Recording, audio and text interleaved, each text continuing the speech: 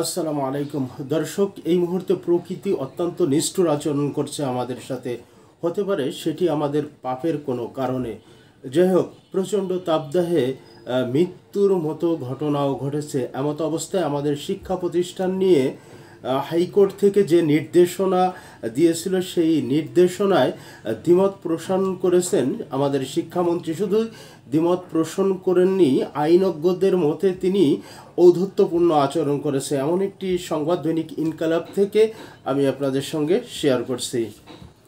শিক্ষা প্রতিষ্ঠান খোলা রাখা প্রশ্নে মন্তব্য আইনজ্ঞদের, বিচার বিভাগের প্রতি শিক্ষামন্ত্রীর ঔদ্ধত্য।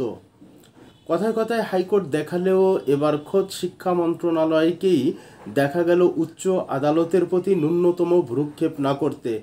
প্রথমে পবিত্র রমজান এবং সর্বশেষ আবহাওয়াগত বিরূপ পরিস্থিতিতে শিক্ষা প্রতিষ্ঠান বন্ধ রাখার প্রশ্নে শিক্ষামন্ত্রী যেন উদ্ভূত পরিস্থিতি, জনমানুষের প্রত্যাশা এবং উচ্চ আদালতের আদেশ নির্দেশ কিছুই তোয়াক্কা করতে রাজি নন।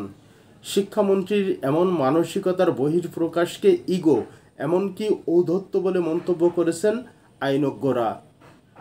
সদ্য বিদায়ী রমজান মাসে শিক্ষা প্রতিষ্ঠান বন্ধ রাখতে হাইকোর্টের আদেশের বিরুদ্ধে আপিল করা এবং ধারাবাহিকভাবে তীব্র তাপদাহে স্কুল বন্ধ রাখতে উচ্চ আদালতের আদেশের বিরুদ্ধে আপিলের ঘোষণা দিয়ে তিনি এই ঔদ্ধত্যের বহিঃপ্রকাশ ঘটিয়েছেন।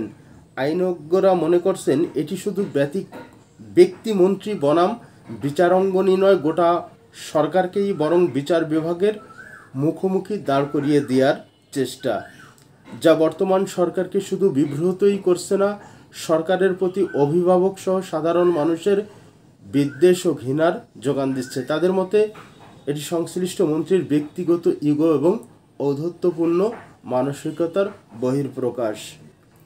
ঘটনার ধারাবাহিকতা পর্যালোচনা করলে দেখা যায়, চলমান তাপদাহে বিশ্ব স্বাস্থ্য সংস্থার হুঁশিয়ারি, প্রচণ্ড তাপদাহে দেশের শ্রমজীবী মানুষ, শিক্ষক সহ 12 জনের মৃত্যু এবং এ প্রেক্ষিতে তাপদাহ থেকে বাঁচতে মানুষের করণীয় সম্পর্কে সরকারের নির্দেশনামূলক বক্তব্য প্রচার করছে। এ প্রেক্ষাপটে সুপ্রিম কোর্টের অ্যাডভোকেট মোহাম্মদ মনিরুদ্দিন প্রাথমিক, মাধ্যমিক স্কুল, কলেজ, মাদ্রাসা সহ সকল শিক্ষা প্রতিষ্ঠান বন্ধ রাখতে স্বপ্রণোদিত হাইকোর্টের নির্দেশ চান। শুনানি শেষে বিচারপতি কে এম কামরুল কাদের এবং বিচারপতি খিজির হায়াতের ডিভিশন বেঞ্চ স্বপ্রণোদিত হয়ে গত 29 এপ্রিল আগামী 2 মে পর্যন্ত বন্ধ রাখার নির্দেশ দেন।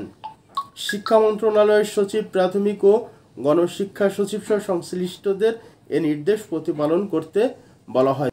তবে আদেশে এটিও বলা হয় যে এ সময়ে চাইলে সংশ্লিষ্ট কর্তৃপক্ষ পাবলিক পরীক্ষা, এ লেভেল ও ও লেভেল পরীক্ষা নিতে পারে। যেসব শিক্ষা প্রতিষ্ঠানে শীততাপ নিয়ন্ত্রিত ব্যবস্থা রয়েছে সেসব প্রতিষ্ঠান চাইলে এই সময়ে খোলা রাখতে পারে।